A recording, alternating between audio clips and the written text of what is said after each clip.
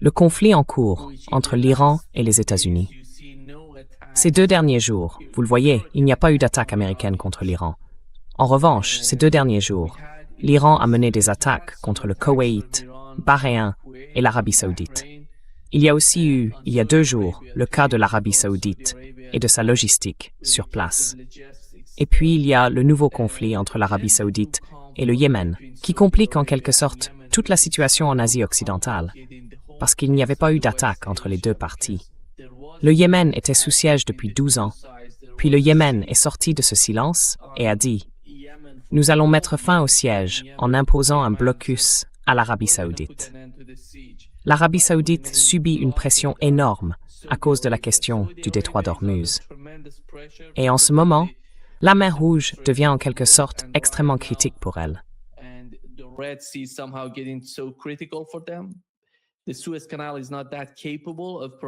Le canal de Suez n'est pas vraiment en mesure de leur fournir les exportations dont ils ont besoin. Voilà la situation, Ray. L'autre point qui est très important, c'est la manière dont les 2 guerres se rejoignent d'une certaine façon. La guerre en Ukraine et la guerre au Moyen-Orient. Il y a eu une attaque ukrainienne contre un cargo iranien qui allait de la Russie vers l'Iran. C'était une forme d'escalade, parce qu'on n'avait pas vu ça auparavant. Et la réponse iranienne a été « Nous nous réservons le droit de répondre à cette attaque ». Voilà ce qui se passe, Ray. Et voici ce que Mike Walsh a dit au sujet des stocks aux États-Unis et de ce que cela signifie pour le conflit en cours, la guerre en cours entre les États-Unis et l'Iran. Voici ce qu'il a dit, Ray.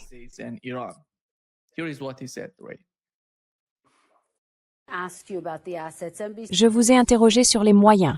NBC News rapporte que le Pentagone rationne en fait certaines armes de défense face à la diminution des stocks. L'Amérique renonce-t-elle à une attaque militaire plus vaste parce que ses stocks militaires sont épuisés?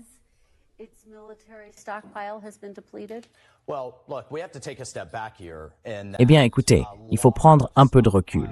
Beaucoup de stocks ont été épuisés, pas seulement parce que nous avons donné à l'Ukraine ces 4 ou 5 dernières années, peu importe le nombre exact d'années. L'administration a hérité, le secrétaire Hegseth a hérité, d'une situation de stock épuisé, non seulement à cause de l'Ukraine, mais aussi du combat en cours contre les Houthis sous l'administration Biden et d'une armée affaiblie sous l'administration Biden. Ils ont donc décidé, premièrement, de passer à de nouveaux types de munitions, des munitions moins coûteuses, de nouvelles technologies, mais aussi, grâce à ces nouveaux budgets de défense, de reconstruire notre grande armée. Toutefois, vous savez, je veux être clair. Non, je tiens à reconnaître qu'ils sont épuisés en ce moment. Je veux être parfaitement clair. L'armée américaine, et je l'ai vérifié sous tous les angles, a tout ce dont elle a besoin pour mener cette campagne avec toute l'efficacité nécessaire. Et je dois vous le dire, les gens qui font fuiter ces absurdités méritent d'être en prison.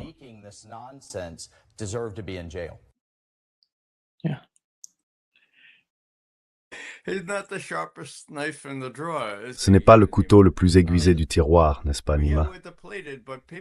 Je veux dire, oui, nos stocks sont épuisés, mais les gens qui répandent cette rumeur selon laquelle nos stocks sont épuisés, oui, ils devraient, enfin, peu importe. Je veux dire, c'est là. Allô? Vous pouvez blâmer l'administration Biden, vous pouvez blâmer Bill Clinton, vous pouvez blâmer n'importe qui. Mais vous savez, quand ce nouveau président est arrivé et qu'il a choisi ce formidable analyste, Mike Waltz, comme conseiller à la sécurité nationale, d'accord, et que maintenant il l'a envoyé à l'ONU, il aurait semblé nécessaire qu'il dise « Oh mon Dieu, regardons nos stocks. Voyons si nous avons assez de Tomahawk et assez de Patriot. Voyons si les Patriots fonctionnent. Et testons le dôme de fer en Israël pour voir si ça marche. Attendez une seconde. »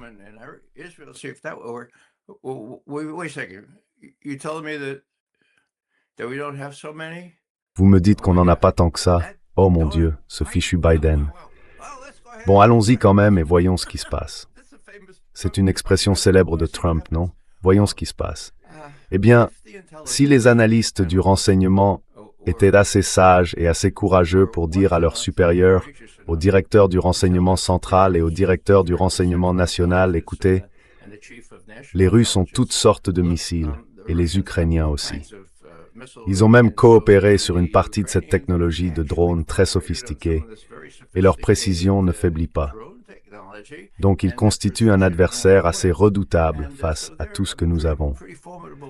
Or, c'est la ligne que les analystes du renseignement aux États-Unis ne franchissent pas. Ils ne disent pas au président ce que nous avons. C'est l'armée qui le dit au président.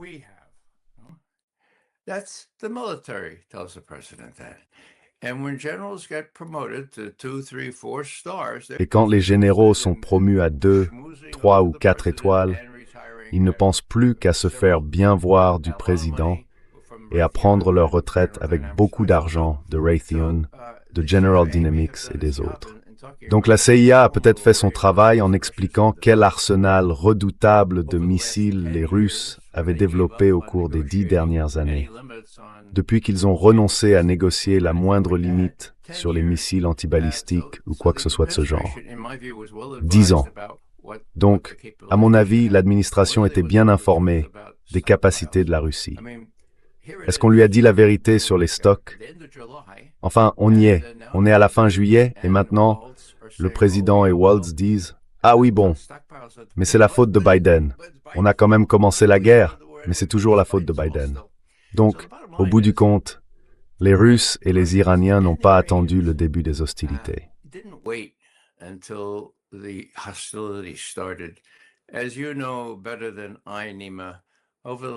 Comme vous le savez mieux que moi, Nima, ces dernières décennies, et non ces dernières années, les Iraniens ont construit des usines dans les montagnes. Je veux dire, c'est ahurissant, mais c'est ce qu'ils ont fait, d'accord, s'ils ont eu autant de temps. Et les Russes ont fait la même chose, eux aussi, en particulier depuis 2016, lorsqu'ils ont compris qu'il ne servait absolument à rien de parler de contrôle des armements avec les Américains. Alors, quel conseil Trump a-t-il reçu? Eh bien, commençons par Biden. Prenons l'Ukraine. Et comme je m'y connais un peu en renseignement, permettez-moi de rappeler 2 ou 3 choses. Le 24 février 2022, l'invasion de l'Ukraine. À mon avis, et je peux l'étayer par de très nombreuses preuves, Poutine a décidé qu'il n'avait pas d'autre choix. On pourra en discuter plus tard, d'accord? Alors, qu'a-t-on dit au président? Eh bien, on lui a dit qu'il s'agissait d'une invasion à grande échelle et qu'elle n'avait pas été provoquée. Peut-être a-t-il été assez stupide pour le croire. Peut-être qu'il ne connaissait pas le contexte. Mais une invasion à grande échelle, avec 90 000 soldats ou peut-être 100 000 là-haut près de Kiev. À grande échelle, faut pas exagérer. Ils étaient là pour effrayer les Ukrainiens et les pousser à négocier. Et qu'est-ce qui s'est passé? Ils les ont effectivement effrayés et sont parvenus à un accord avec l'un des meilleurs amis de Zelensky. Il s'appelle David Arakhamia. Jusqu'à récemment, je crois qu'il était encore le chef de leur faction au Parlement.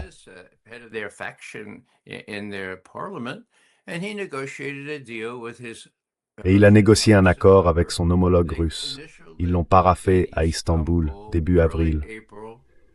Et ses troupes au complet, les 90 ou 100 000 hommes là-haut, vous vous souvenez de l'un d'entre eux quand ils étaient... Vous savez, je suis officier d'infanterie. Je sais ce qu'est un tir en enfilade, d'accord? Vous mettez tous les camions en file sur une autoroute bien droite, hein? Avec un seul avion, vous pouvez tous les décimer, hein? C'est là qu'ils étaient. Vous vous souvenez de ces photos? Tout le monde disait « Mais qu'est-ce qui se passe, bordel ?» Maintenant, on sait ce qui se passait. Poutine, lui, dit que ça, jusqu'à présent, c'est un secret. Mais il y a un type qui s'appelle Macron en France. Il m'a appelé. Nous l'avons sur bande, dit Poutine. Il m'a appelé et m'a dit « Écoutez, vous savez, c'est un peu embarrassant pour les Ukrainiens d'avoir l'air de négocier avec un pistolet sur la tempe. Donc, l'accord nous convient, laissez-le avancer. mais pourriez-vous faire un geste de bonne volonté et s'il vous plaît, peut-être retirer une partie de ces troupes là-haut, près de Kiev? Et Poutine dit, quoi? Oui, tout ce que j'ai à faire, c'est les ramener et, vous savez, on conclura l'affaire. Alors Poutine a dit, je n'avais aucune raison de ne pas le croire. Et j'ai dit, je l'ai sur bande. C'est donc ce que nous avons fait. Et juste après, Boris Johnson arrive de Grande-Bretagne et dit, pas d'accord.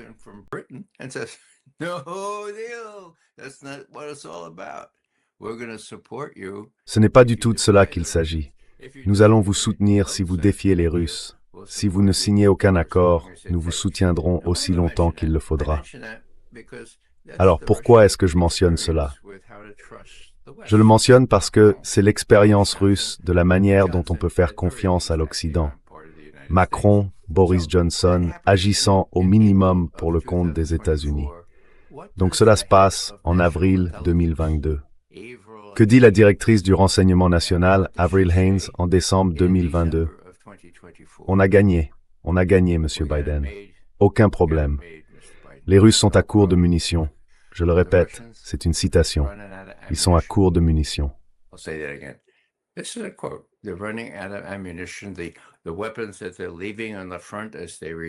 Les armes qu'ils abandonnent sur le front en se repliant, ils ne peuvent pas les remplacer parce qu'ils n'ont pas la capacité nationale d'en fabriquer davantage. Je le répète, les Russes, dit la directrice du renseignement national, Avril Haines, nous sommes en décembre 2022, les Russes n'ont pas la capacité nationale de produire les armes dont ils ont besoin, du type de celles qu'ils laissent en désordre sur le champ de bataille.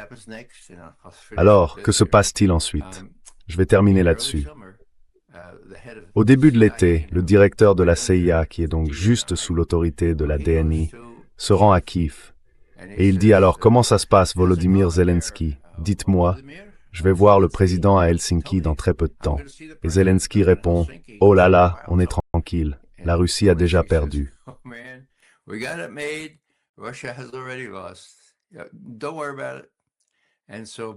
Ne vous inquiétez pas de ça. Et donc Bill Burns, apparemment aussi crédule que Mike Waltz, se rend à Helsinki et dit « Monsieur le Président, bonne nouvelle ». Le président Biden à l'époque, bien sûr. Il dit « Je viens de voir Zelensky ». Et il dit « Abraham a raison, la Russie a déjà perdu ». Biden se lève, grand discours. Oui, c'était à Helsinki, je crois. Il dit « Bonne nouvelle, les gars, pour le monde entier, la Russie a déjà perdu ». C'est de la folie. Enfin, il suffit de regarder une carte, bon sang. Il faut juste des notions élémentaires de stratégie militaire pour comprendre que l'Ukraine ne pourrait jamais gagner. Et que les Russes disposaient d'une capacité indigène qui ne s'arrêterait pas. Et maintenant, bien sûr, elle est pleinement employée.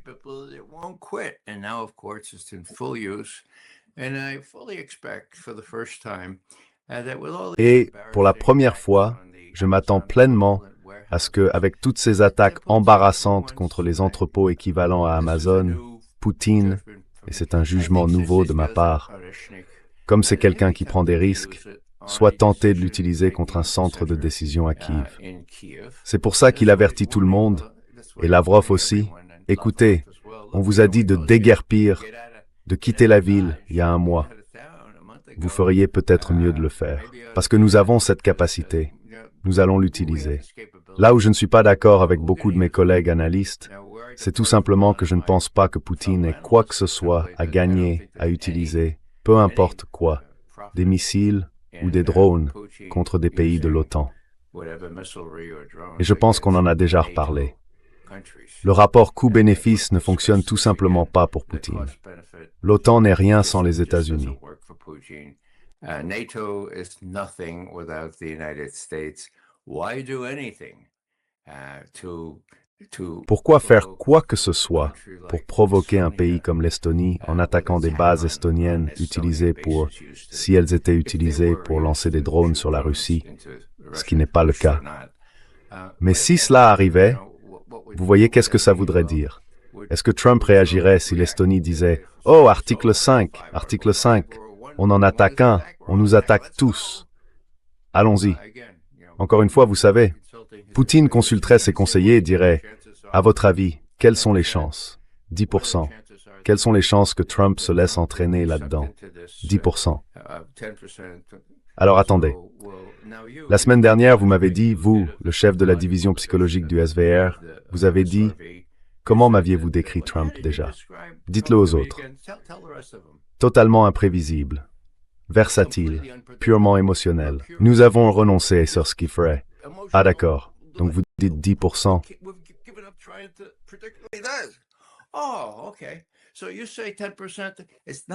C'est trop élevé, bon sang. On n'est pas obligé de faire ça, bon sang.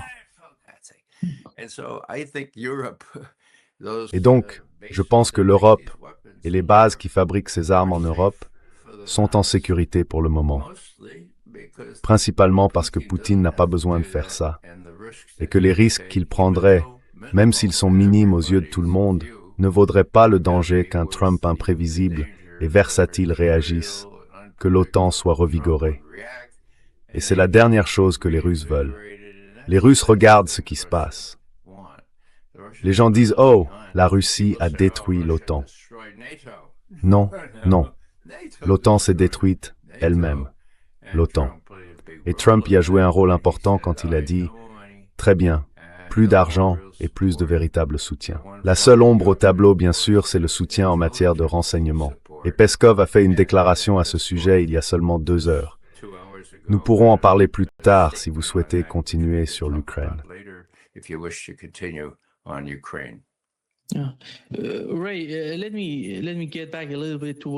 Oui. Ray, revenons un peu à ce qui se passe en Asie occidentale, car c'est absolument crucial en ce moment. Le problème, c'est qu'il n'y avait pas de guerre entre l'Arabie saoudite et le Yémen. Mais aujourd'hui, il se passe quelque chose. Et beaucoup de gens ont été perplexes face à l'attaque saoudienne contre le Yémen, contre l'aéroport international de Sanaa, puis plus tard contre le port de Hodeïda. Quand vous regardez cette attaque, pensez-vous qu'elle relève de leur propre décision, vous savez, d'une décision saoudienne? Ou est-ce que cela vient d'une sorte de pression de Washington? Qu'est-ce que c'est? Parce que personne ne comprend.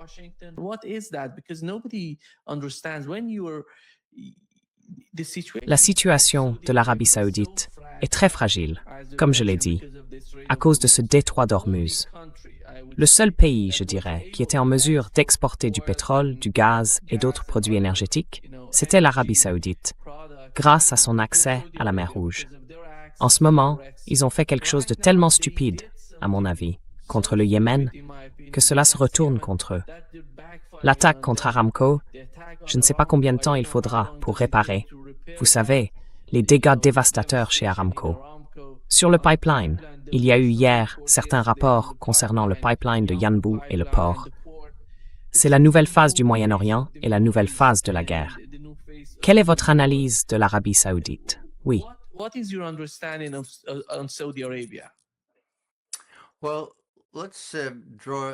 Bon, faisons un parallèle avec ce dont je viens de parler. Les États-Unis, Boris Johnson et d'autres ont dit aux Ukrainiens « Oui, mettez-lui le nez en sang, infligez-lui une défaite stratégique et nous serons avec vous aussi longtemps qu'il le faudra. » Nous voulions que cette guerre se poursuive parce que nous y voyions, nous, l'administration américaine, un moyen d'affaiblir la Russie. Et si vous en doutiez encore, eh bien, notre incompétent ministre de la Défense de l'époque, le général Austin, l'a dit, il s'agit vraiment d'infliger une défaite stratégique à la Russie. Bref, voilà le parallèle. Quelqu'un veut que cette guerre continue.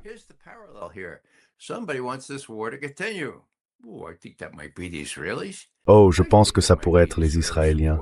Je pense que ce sont peut-être les soutiens d'Israël à Washington. Et qu'ont-ils dit à ces imbéciles en Arabie saoudite? Nous serons avec vous aussi longtemps qu'il le faudra. Vous n'avez pas d'autre choix. Vous voulez traiter avec ces Iraniens. Oh, moi je peux pas faire confiance à ces Iraniens. Bien sûr que si, à mon avis, on peut leur faire confiance. Et les Saoudiens ne sortiront pas de cette situation sans conclure une sorte d'accord avec les Iraniens. Donc vous savez, c'est un mélange de turpitude morale, d'incompétence et encore d'incompétence. L'incapacité à regarder le protecteur américain et à faire autre chose que de dire « Eh bien, vous savez, ça a marché par le passé. »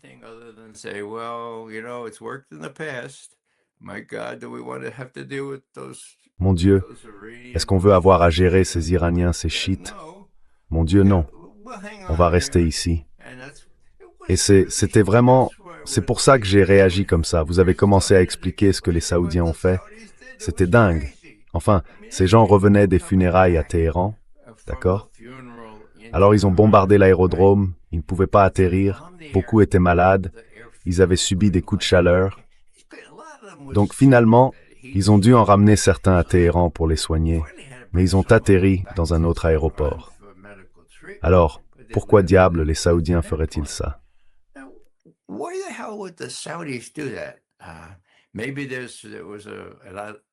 Il y a peut-être eu un type un peu bizarre dans leur force aérienne qui s'est dit « Oh, ça pourrait être amusant à faire ».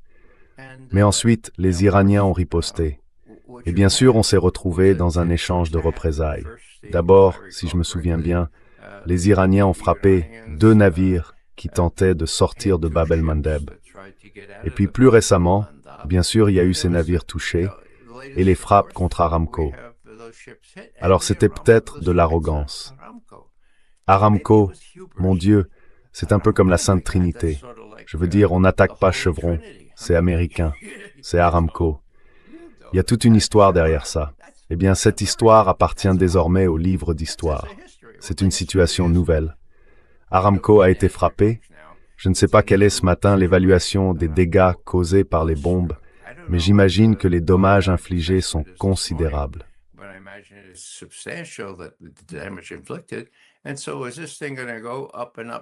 Et donc, est-ce que cette situation va continuer à monter?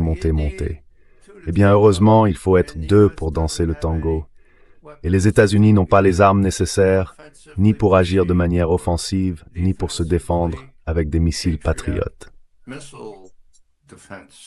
Nous traversons donc en ce moment une période plutôt calme. Et je pense que les Russes, les Pakistanais, les Qataris et les Chinois essayent de se réunir avec des gens qui ont la tête sur les épaules. Vous savez, vous n'en trouverez pas beaucoup en Europe. Il y en a peut-être quelques-uns à Washington et ils disent « Écoutez, il faut lire ce qui est écrit sur le mur. Ce qui est écrit sur le mur, c'est que nous contrôlons les détroits. Et vous ne les rouvrirez pas sans respecter certains points de ce mémorandum en 14 points. »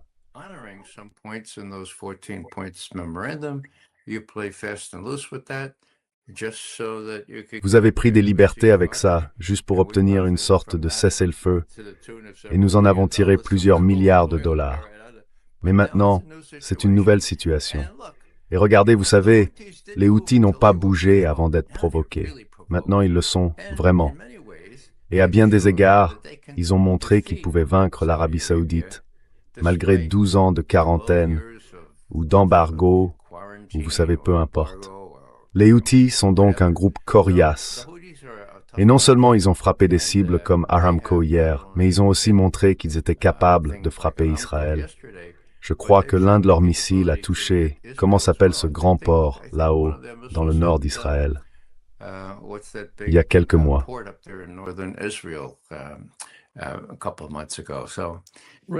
Ray, tu m'entends? Oui, je t'entends. Tu m'entends? Oui, tu es de retour. D'accord. Oh, vous avez disparu une seconde. Oui, il y a là-bas un très grand port et une installation d'exportation liée à une raffinerie de pétrole dans le nord d'Israël. Je ne me souviens plus du nom de la ville là tout de suite. Mais si je ne me trompe pas, les Houthis ont effectivement la portée nécessaire. Haïfa, vous voulez dire? Haïfa, oui. Ils n'ont pas frappé Haïfa? Si, ils ont frappé Haïfa. Donc les Israéliens doivent s'inquiéter de ce qui va se passer. Maintenant, je pense qu'il faut se rappeler que Netanyahou arrive à Washington mardi, je crois. Mon Dieu. Et ensuite, il va descendre en Caroline du Sud pour les funérailles de Lindsey Graham. Ce serait crucial. Ces discussions resteront soit dans ce monde imaginaire où l'on continue la guerre, avec la dépression qui se profile dans l'économie mondiale, soit elles essaieront de trouver une forme d'accord.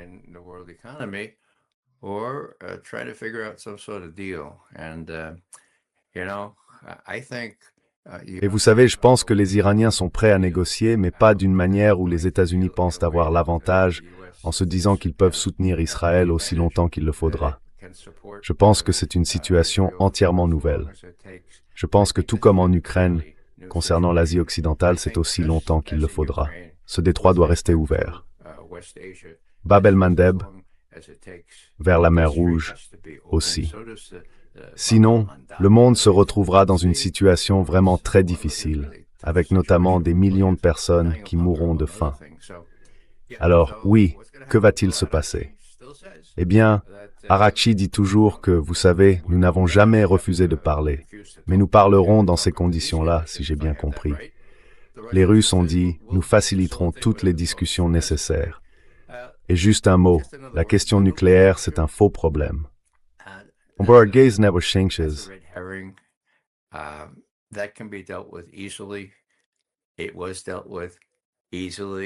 Il y a 11 ans, cela a été réglé facilement dans le cadre du JCPOA. Les Russes ont aidé. Ils ont pris avec eux plus de 90% de cet uranium hautement enrichi, à titre de garantie. Cela peut se faire facilement. Le problème, c'est qu'aux États-Unis, certaines personnes ne veulent pas que cette guerre se termine. D'accord? Elles veulent poursuivre les objectifs d'Israël, et elles ne voient pas vraiment à quel point la situation est très différente de ce qu'elle a été au cours des dernières décennies. Israël n'est plus en mesure de l'emporter, et par extension, les États-Unis non plus. En partie parce qu'ils sont à court de munitions. Est-ce que je l'ai déjà dit? Eh bien, laissez-moi le redire une fois de plus. Quand vous n'avez plus de munitions, vous devez rentrer la queue entre les jambes et conclure le meilleur accord possible. Un facteur supplémentaire. Il y a 4 ans, j'étais sacrément surpris lorsque la Russie a conclu un traité de défense mutuelle avec la Corée du Nord.